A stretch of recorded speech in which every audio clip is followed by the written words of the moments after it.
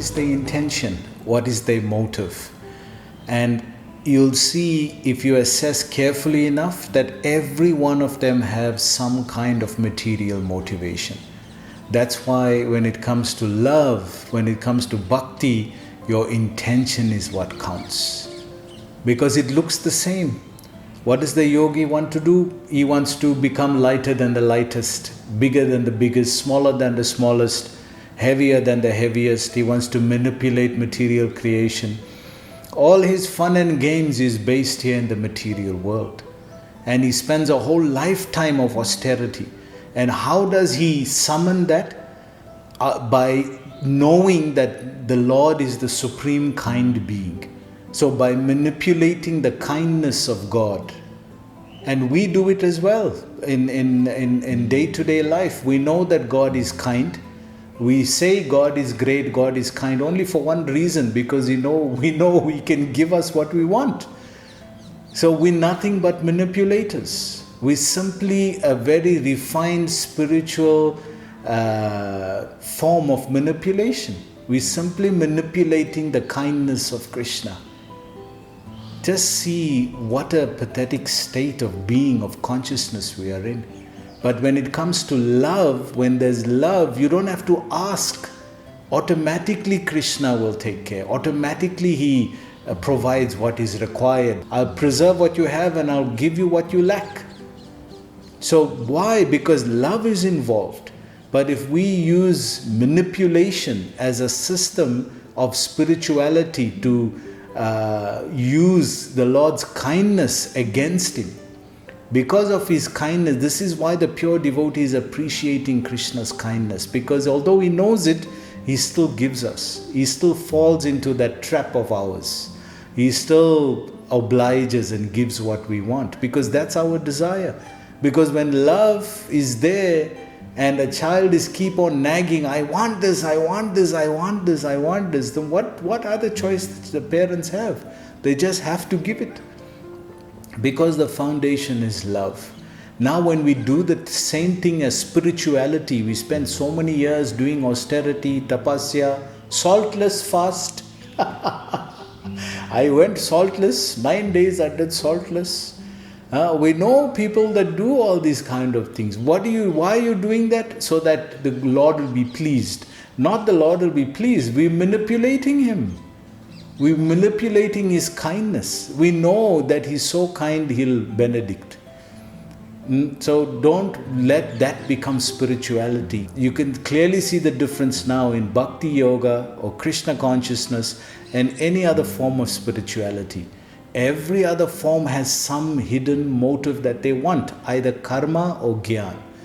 And we see none of those processes can give you this kind of experience with the Lord, as we are appreciating with Mother Yashoda now. So this is a very, very deep confidential point, that when we start to realize we are actually just manipulating the kindness of the Lord for our own selfish needs, come to terms with that and understand, sure, even God fell into my manipulation. Just see. But He's not obliging out of duty, He's obliging out of love, because He loves us and cares for us. And because we keep on nagging for these material things, He eventually gives it. Out of love from His part. But from our part, it's very different. That's why in this beautiful Leela that's unfolding in front of us, we are getting the chance to see the difference between bhakti and the bhakta, the devotee, and any other process that leads to the Godhead or leads to spirituality. That if you look at it carefully enough, just try it. If you look at it carefully enough, you'll see every other process has some hidden material agenda. Whatever it may be. It's either karma or gyan. You can put it into two distinct categories. You can bring it down to that. But bhakti doesn't want anything. Ahitiki apratyata yayatma supasiddhati. Savai punsa paro dharmo yato bhakti radoksaje. Ahitiki apratyata yayatma supasiddhati. It's not hankering and it's not lamenting. So two things that define a material desire. So what do we do with our material desires? Leave it there by Krishna also. Leave it there. Acknowledge it. Leave it there by Krishna and see what he wants to do with it. Let him control our lives. That's what Arjuna did. Yata se tata kuru. I'm just going to do what you want, Krishna. I'm not fighting this war because I'm a Kshatriya. I'm not fighting this war because of my relatives or because of my family. Yata se tata kuru. I'm just doing it because to please you. Arjuna finally came to that conclusion. So that's how life should be. Whatever you're going through in life right now, just leave it at Krishna's feet. And when you leave it there, leave it there. Don't take it back. This is the problem. We leave it there and then we take some of it back. Leave it there. Leave it there means leave it there. And whenever it comes into the mind, that's the time to remember Krishna. That means I should now remember Krishna at this time. And leave it there and see what he's got planned. So Prabhupada goes on here. But Mother Yashoda, thinking that same personality of Godhead, Krishna, to be her son, began following him to catch him. So we can see she is not thinking that this is Bhagavan anything. How strong is her love that she can make the supreme personality of Godhead. That's why Prabhupada used that phrase there, to feel fear. How strong must the love be? That he is fear personified. He is Narasimhadev. Nothing he is fearful. Everybody is taking shelter of him here in this material world. But in Golok Vrindavan, he is taking shelter of Mother Yashoda. He is fearing Mother Yashoda. And what for? One stick in the hand.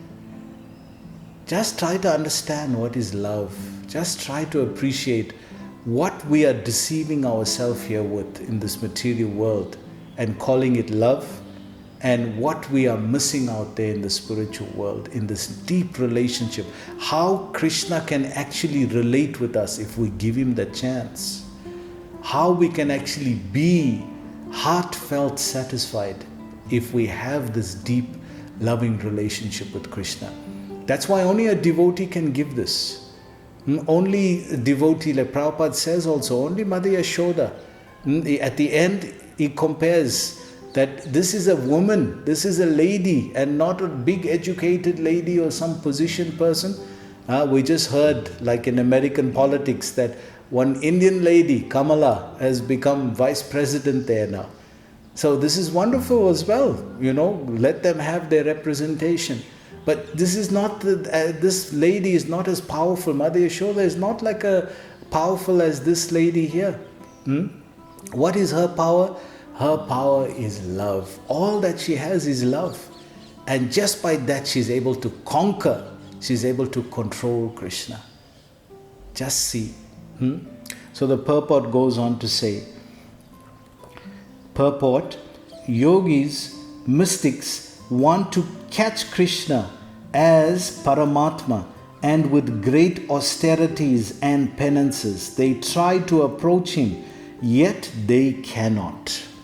This is the point, because what is your intention? Do you think the Lord doesn't know?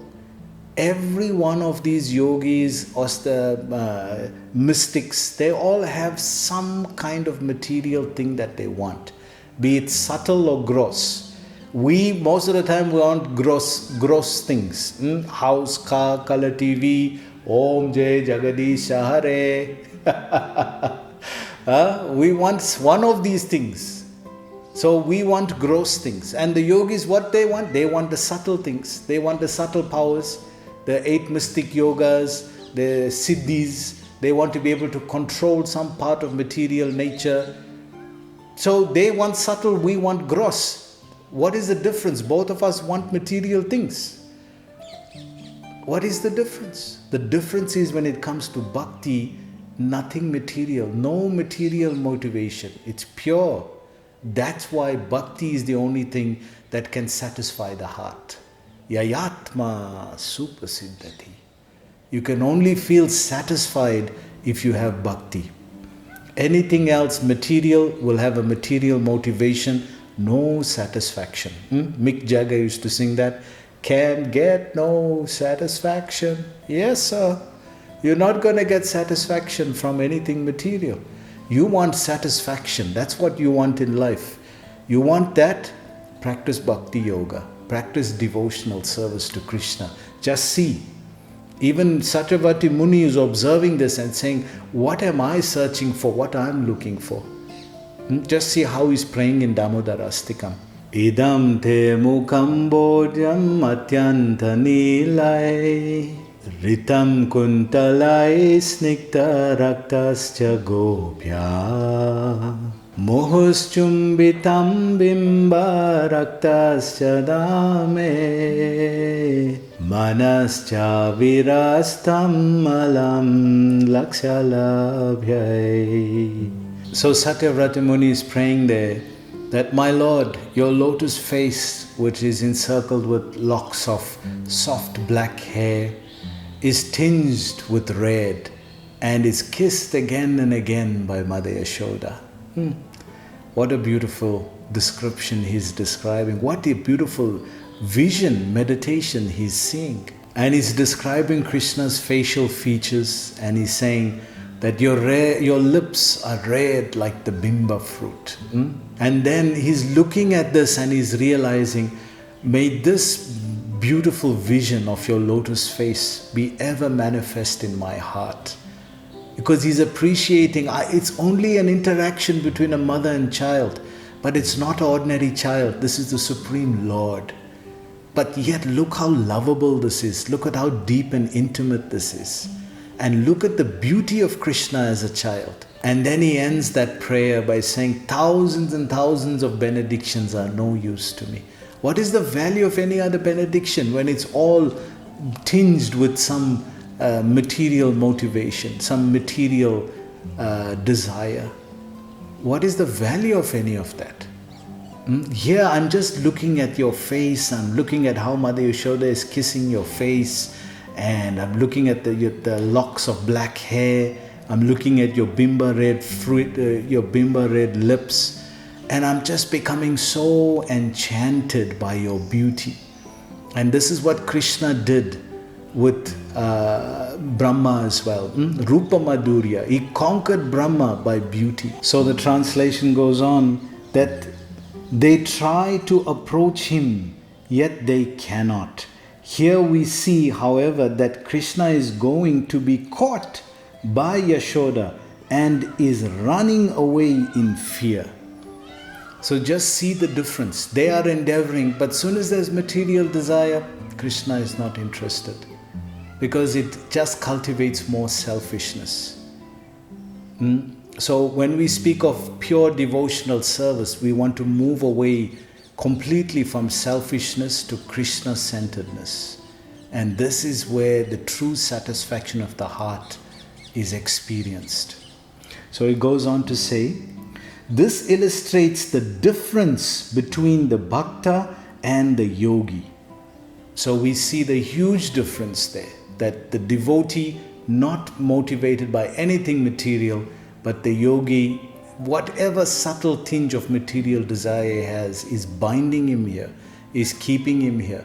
And he can become the master of this world, whatever he wants to be, whatever mystic yoga he wants to have, but he'll never get Krishna. He'll never get Krishna, and he'll never feel satisfaction. He'll never be satisfied, because how can matter, whether it's subtle or gross, give you satisfaction? It cannot. But from the level of the soul, satisfaction is the only thing that sustains us. And that can only be given by Krishna, in relation to Krishna. Rupa Madhurya, the beautiful sweetness of Krishna. Rupa Madhurya, the beautiful sweetness of Krishna's form. Venu Madhurya, the beautiful playing of the sound of Krishna's flute, Venu.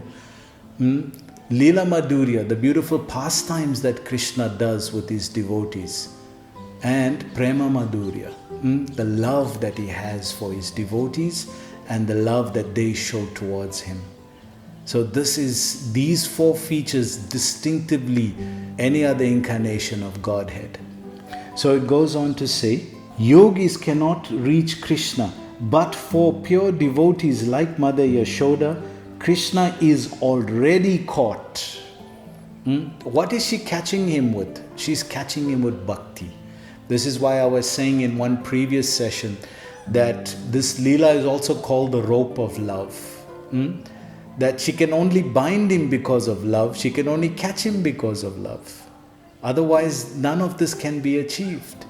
That's why that beautiful verse comes. Bhakti mam abhijnanati yavanyas chasma tatvataha tato mam tatvato gyatva visanam tattanantaram. That I can only be understood by devotion, Krishna. Bhakti. No other process. Not by karma, not by gyan, not by astanga. Because all of these has some subtle tinge of material desire. But bhakti, no material desire. Simply want to serve Krishna for love, for the sake of love. That's why only devotees are satisfied. Nobody else is satisfied in this material world. Yes, does that mean that we don't have problems? No, we have problems, but we're satisfied. There is a sense of satisfaction that is there within a devotee's heart that cannot be experienced by anything else in this material world. Prabhupada goes on to say, Krishna was even afraid of Mother Yashoda's stick. This was mentioned by Queen Kunti in her prayers. Bhaya Bhava Nyaya Sitasya 1.8.31. So this is a beautiful part of the Leela as well, where Queen Kunti, the mother of the Pandavas, she was in Vrindavan at this time visiting, and she saw this Damodar Leela as well. So she was so fortunate, and she spoke about it in the 8th chapter. There is also a book by BBT called The Teachings, Prayers of Queen Kunti. And in this verse 31, 1.8.31, she describes that, my dear Lord, I've been through all problems of life. And I've been through all difficulties of life. Single mother, I have my grandsons were slaughtered, were killed by Ashvatthama. My husband died. Can you imagine as a single mother, and she was born as a queen, Queen Kunti, but she lived in exile with her children. So what in life she experienced that we've never experienced? She's experienced everything in the ultimate degree. And what she says at the end, and after experiencing all of this, she's seeing Krishna's Leela and saying, my Lord, I know you're the Supreme Lord as well, just like Satyavrata Muni. I know you're the Supreme Lord, but here you're running in fear from Mother Yashoda. You're the one who gave us shelter in all those difficulties that we had in life. You gave my son Arjuna shelter. You gave us shelter. You're the one who's always giving us shelter, and now you running in fear? If anybody can appreciate this fact that Krishna is running in fear, is Queen Kunti, because she's the one who took shelter of Krishna all the while because of fear. And now when that he's running in fear, what is this kind of love that everybody is praying to you to protect them from fear, and you running in fear from this lady, this cowherd lady, Mother Yashoda, because she got a stick in the hand? So if you look at this pastime, it's such a dynamic situation, and you can really appreciate the depth. It's not coincidental that Queen Kunti is observing this, because she's the one who took shelter of Krishna for everything in her life. And now when she's looking and she's seeing that this person now is running in fear, what is the love of Mother Yashoda? What is the love of Mother Yashoda that's making this person run in fear? So it's such a deep interaction on so many levels. So Prabhupada goes on in the purport. He says that Krishna is afraid of Mother Yashoda, and yogis are afraid of Krishna. Yogis try to reach Krishna by Jnana Yoga and other yogas, but fail. Yet although Mother Yashoda was a woman, Krishna was afraid of her, as clearly described in this verse. So usually in the material mundane understanding, this is like a chauvinistic world run by men. So women are seen as the weaker sex, the weaker gender, or they say the fairer gender, but it's a sign of weakness. But here we're saying, look at the glory of this woman, that she is able to control the Supreme Lord out of love. She is able to make him feel fear out of love. Just see what is the power. Just see the power of bhakti. Just see the power of love. So as we unfold in this pastime, it seems like a very simple pastime between mother and child, but it's definitely more than that. And the deeper nuances that come out as we approach this Leela with the devotional sentiment, with the devotional disposition, then these gems get revealed to us to clarify our illusion of this material world and to appreciate what is pure devotion, what is pure bhakti, what is the devotion that moves the heart like that, what is the devotion that makes the Supreme Lord run in fear.